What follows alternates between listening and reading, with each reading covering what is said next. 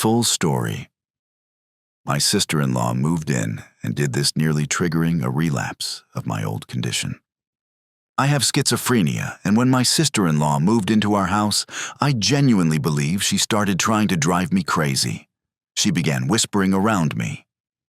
And when I asked her what she was saying, she would pretend to be concerned and insist she hadn't said anything. I'm convinced that this was no coincidence, especially since the voices I started hearing only seemed to occur when she was nearby. Before she moved in, I hadn't heard anything like this in years. It wasn't until months of these whispers that I had my first breakdown. I cried in silence, lying in bed, repeating to myself, "It's just her, I'm not insane." But then, a few weeks later, I had another breakdown. This time, I told my wife, Clara. She looked at me with concern, but it wasn't because she thought her sister might be causing this. It was because she was worried about what might be happening to me. She kept saying, "Nadia would never do that." Her reassurance didn't comfort me. If anything, it made things worse. The whispers I heard when Nadia was near were too clear, too frequent to ignore. I started watching her more closely, paying attention to her every movement. I noticed how she often muttered to herself when she thought no one was listening, and how she lingered in doorways, seemingly lost in thought.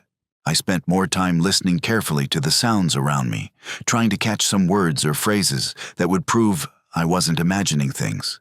But the more I listened, the more I realized I could only make out fragments of what she was saying, and none of it made sense. Clara began to get frustrated with me. She saw how withdrawn I was becoming and how obsessed I was with proving Nadia was whispering. Months went by, and despite taking my medication and seeing my psychiatrist regularly, the whispers persisted. My doctor adjusted my medication multiple times to try and manage what was diagnosed as auditory hallucinations, but no matter what changes were made, it didn't help. Each adjustment brought a brief glimmer of hope, but the whispers came back. The more I heard them, the more I focused on Nadia. I studied her every move, every whisper, every glance, and I became convinced that she was doing this on purpose. She whispered just loud enough for me to hear, but not clearly enough for me to confront her about it. I felt like Clara could see my condition worsening, and I could feel her concern growing. At first, she dismissed my accusations, saying they were just part of my illness, and that her sister was incapable of such behavior.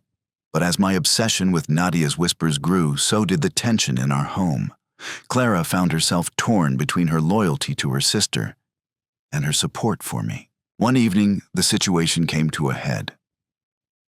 I was walking down the hallway when I heard a whisper.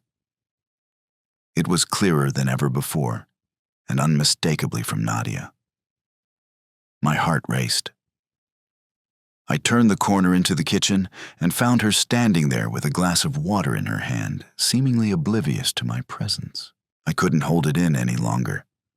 I yelled at her, demanding that she admit to what she was doing. I asked her why she was trying to mess with my head. Nadia just acted confused, saying she didn't know what I was talking about. Then she started crying and ran out of the house. I knew she was going to call Clara, and I panicked. Clara hated getting calls while she was at work, and I could only imagine how angry she'd be when she found out about the confrontation. Nadia didn't come back home until Clara pulled into the driveway. My heart raced, wondering what Nadia would say to her. If she'd lie about the whispers, what else could she be lying about? Clara came inside and told me she was struggling to understand what was happening. I tried to explain my side, but she insisted I let her finish. She went on to say that it broke her heart to see me suffer, but it was just as hard for her to hear such serious accusations against Nadia. As I tried to tell her the truth, Nadia stood behind Clara, nodding and crying, agreeing with everything she said. I couldn't believe how far she was going with this lie. What did she have to gain from it?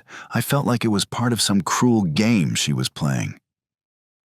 I didn't say anything more at the time because I didn't want to speak out of anger. I knew Clara wouldn't really hear me then, The next day after I had calmed down, I tried again to talk to Clara about Nadia.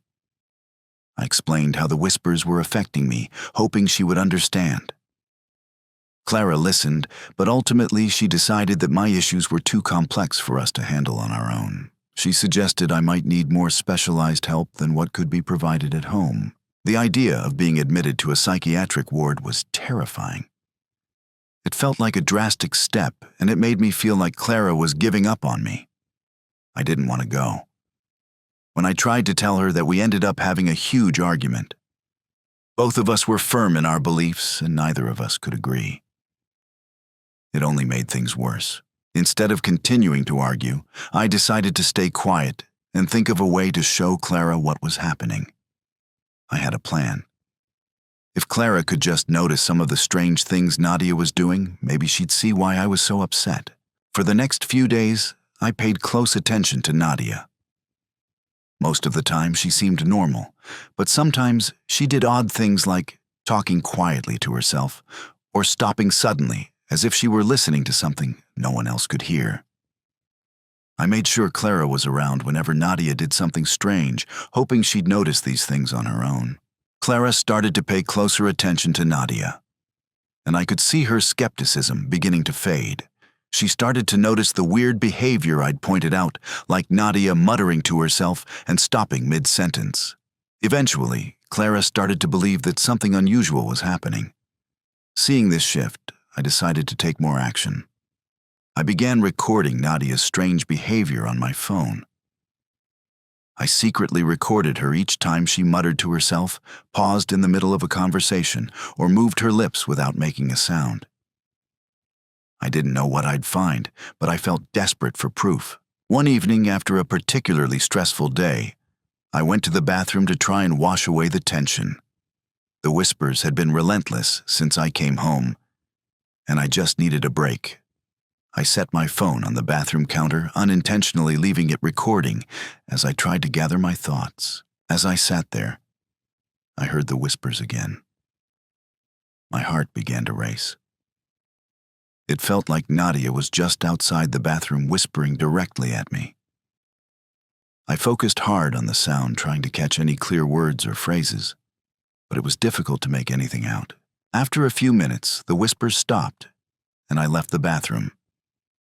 I picked up my phone, stopped the recording, and didn't think much of it at the time. It wasn't until later, out of sheer desperation, to find some proof that I reviewed the video. What I found startled me. In the recording, I could hear the sound of the bathroom door creaking softly. And then the whispers started again, this time clearer and unmistakably Nadia's voice. She was whispering just outside the bathroom door. My heart pounded as I listened, making sure I wasn't imagining things. There was no doubt about it, Nadia was whispering to mess with me. And now I had the proof. The realization hit me like a ton of bricks. I wasn't losing my mind.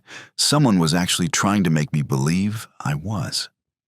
With this new evidence, I felt like I finally had something to show Clara that would prove I wasn't crazy. The whispers weren't a figment of my imagination. They were real, and Nadia was behind them. I decided to gather even more evidence over the next few days. Eventually, one evening, I felt I had enough. I mustered the courage to show Clara the recordings. She watched closely as I played the videos, and I could see her expression shift from concern to shock as she saw the proof. The videos showed Nadia muttering while cooking, pausing mid-conversation, and speaking softly to no one in particular.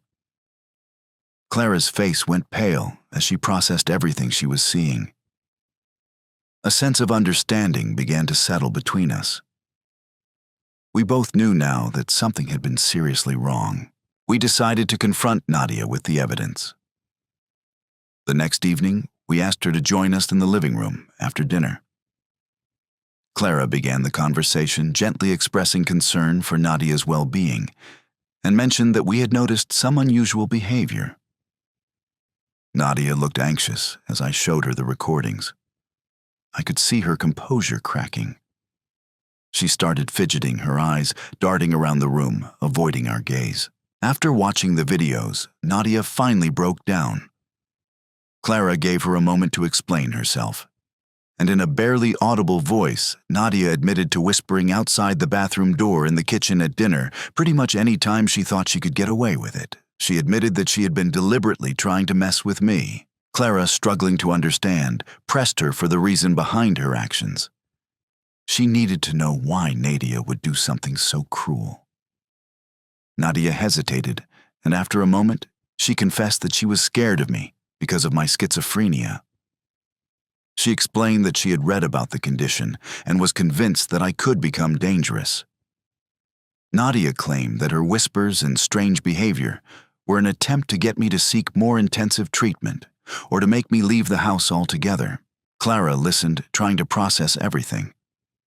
She couldn't comprehend why Nadia had chosen such a hurtful way to address her concerns. The fact that Nadia's actions were driven by fear didn't change the hurtful impact they had. Clara took a deep breath, trying to hold herself together. She told Nadia that while she understood her fear, her actions were completely unacceptable. Clara asked her if she understood the amount of harm she had caused. Tears welled up in Nadia's eyes as she apologized over and over again. She admitted that she hadn't realized the full impact of her behavior and was genuinely sorry for causing so much pain. Nadia promised to seek help for her own issues and to work toward making amends for what she had done.